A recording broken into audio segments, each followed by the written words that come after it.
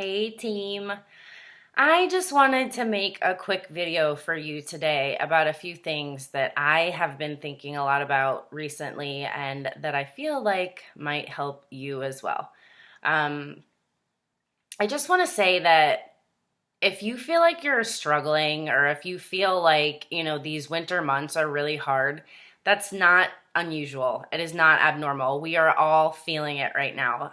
This is the harder part of the year. But I want to tell you that if you push your way through the end of this year, that you are going to be setting yourself up for an incredible beginning of next year. And it is absolutely worth fighting what feels like an uphill battle sometimes through the end of this year. So, I wanted to kind of help you sit back and figure out if you feel like you're struggling, to pinpoint what it is you need to work on so that we can all overcome that together. Because I know I've been feeling like I've been struggling a little bit myself. And, some of that is from personal things I'm going through or, change in Declan's sleeping habits and me not being able to work at night or whatever it is. But the reality is, that I have to sit down and be honest with myself and reflect on what it is I'm doing, what it is that I'm not doing, or what it is that I could be doing better so that I can continue to move forward. And so I wrote down, I was watching a video today and she was talking about struggling. And she suggested asking yourself 3 questions when you feel like you are struggling. And she said, what is one activity that you avoid doing in your business? So, maybe you have been avoiding doing invites as much as you should be. Or maybe you're avoiding getting on team calls every week like you should be. Maybe you're not sharing the business opportunity. I know for me, for a long time, sharing the business opportunity was one of the things I struggled with most.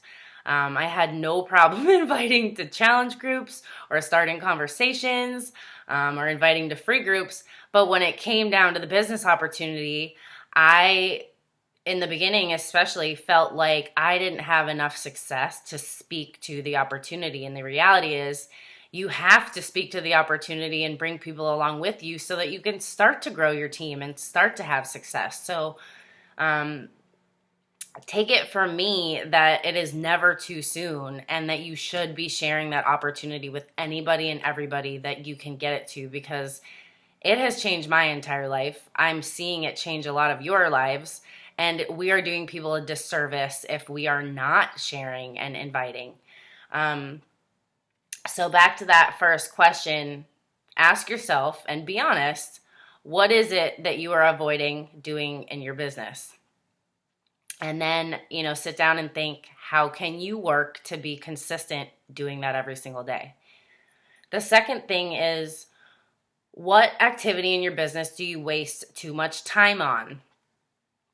This could be a multitude of things. And, I think that probably one of the most common things is that we catch ourselves scrolling on Facebook, pretending that we are looking for people to build relationships with or form with. And in reality, we're just scrolling and getting sucked into Facebook, and that is doing us no good. Maybe, something that you waste too much time doing is watching videos and then not actually implementing anything. So I'm not saying that watching videos isn't something you should be doing, because it is. But if you're watching them and you're not writing down what you're learning and then writing down action steps to implement them, it's wasting your time. Because anything that we learn, for it to be of benefit to us, we need to implement those things. The same goes with reading. The same goes with team calls. The same goes with national wake-up calls. I know that I sometimes still do this and I have to check myself. So I'm glad I saw this question, but I will, listen to a national wake up call and I'll write down a million of these awesome ideas and then I don't do anything with them. And so I'm starting to go back to this notebook and think, okay, what is it that was most valuable for me that I can implement that will keep moving me forward? So the second question was, what activity in your business are you wasting too much time doing right now? And we all tend to favor something probably because we are good at it. But that doesn't mean that everything else is any less important. The third question was, what excuse is holding you back right now? And that's a big one. And it takes you being really brutally honest with yourself about what excuses you are making for yourself of why you're not moving forward. It's really easy to make excuses, insanely easy. And the best way that I can look at this is comparing it to a fitness journey or clean eating. We could all find excuses every single day of why we don't feel like working out, of why we don't feel like cooking a healthy meal over just going through a drive-through. We can all pull easy excuses of why we'd rather watch 30 minutes of, garbage TV rather than personal development. And the reality is that none of the excuses that we have are valid. None. My favorite one lately is that my son is not sleeping.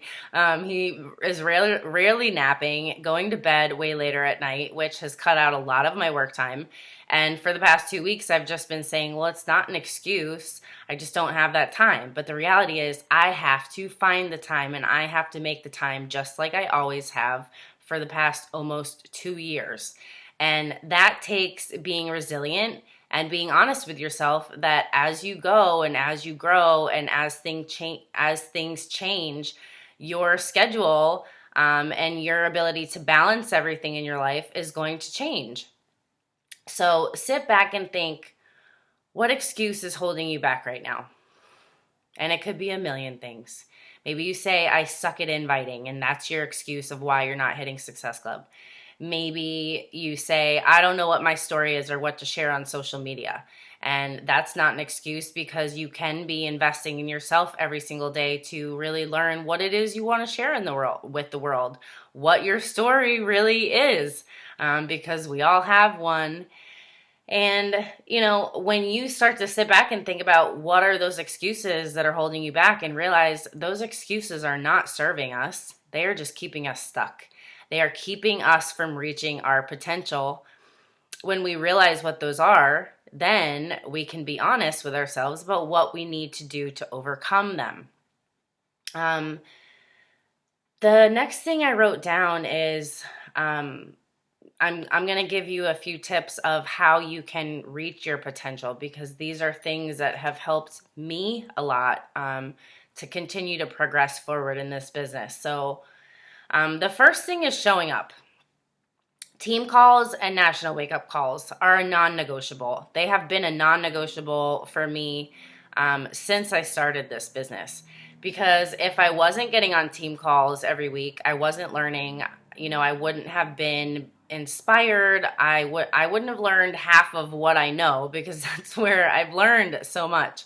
And the same with national wake-up calls. Maybe you work on Mondays and you can't call in and listen to them, but that doesn't mean that you shouldn't find time later in the day or whenever it is to make time to listen to the recording.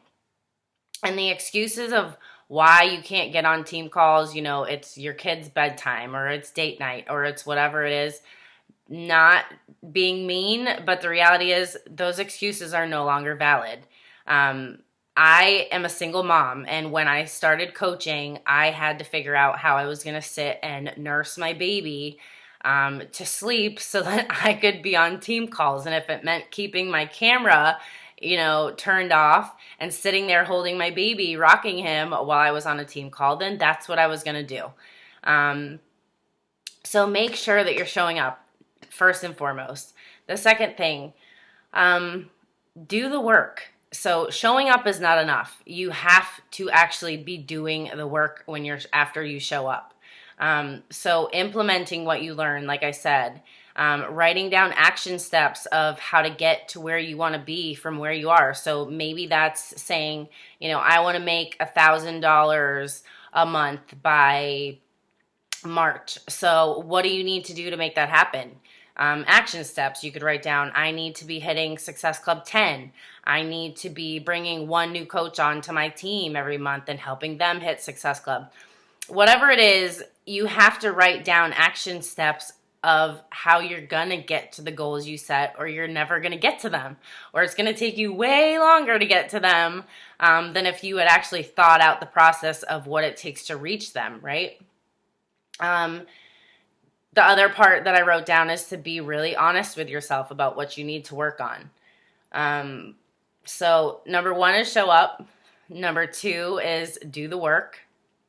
And that includes showing up and doing your vital behaviors every single day, no matter what your day looks like. Number 3 is to be self-motivated. And I honestly think this is one of the most important things, because nobody is going to sit over your shoulder and make this work for you. You are the CEO of your business. Nobody controls what happens with your business except for you, and the future of your family, and the future of all the lives that you have the ability to change. And, the reality of you hitting the goals you want to hit comes down to you being self-motivated. Yes, it's great to have a really positive, encouraging team, or a very supportive upline, all these trainings you can get your hands on. But if you're not self-motivated and you're not making yourself be disciplined to show up and do those things every day, you're going to struggle. So find a way to be insanely self-motivated. And that brings me to number 4, which is you have to know your why. Your why has to be something so solid that no matter what you feel like on a daily basis, whether you're having the best day of the week or the worst day of the week, that you know that to continue to grow and move forward, that you have to have a really solid why. And that why is going to change as you progress and as you hit goals and as your business grows, because I know my why now, has developed a lot from when I first started. My why, when I first started, was to just be able to be home with my son and have a comfortable life, and be full-time with Beachbody. And that is a reality now. So I had to have a bigger why, and I had to set bigger goals. And, part of that now for me is to impact as many lives as I can by sharing this opportunity and giving other people the opportunity to change their lives and have that freedom like I do now.